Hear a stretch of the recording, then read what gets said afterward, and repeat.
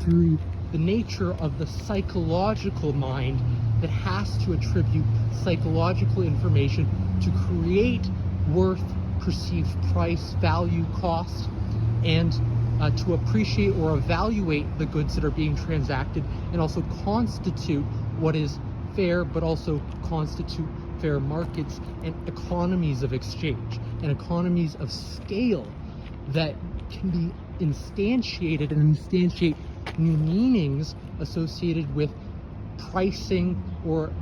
creating currencies, synthetic currencies, in the form of points or tokens that are attributed the same values and properties as money, but is closer to points in that they're more fluid and dynamical in how we can go about attributing a price for a resource, where money is typically linked to essential resources like gold, similarly or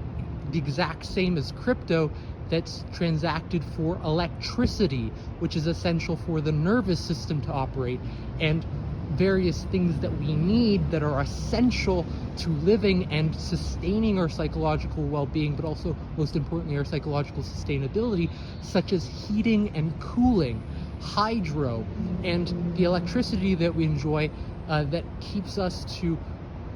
being able to operate more effectively and efficiently in the world through our technologies, and in particular our information technologies that run on electricity, and these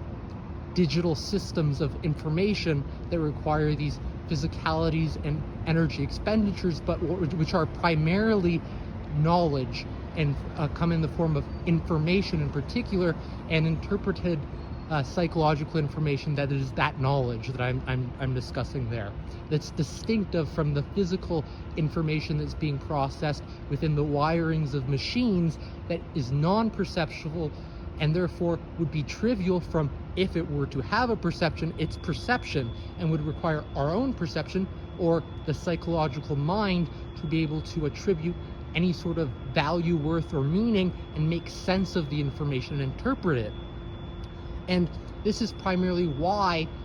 money, points, and other forms of currency are innately synthetic, because they're based on information and interpretations of that information, and particularly interpretations of that information that's universalizable, objective in regards to what's being physically exchanged, not just psychologically perceived or subjectively perceived.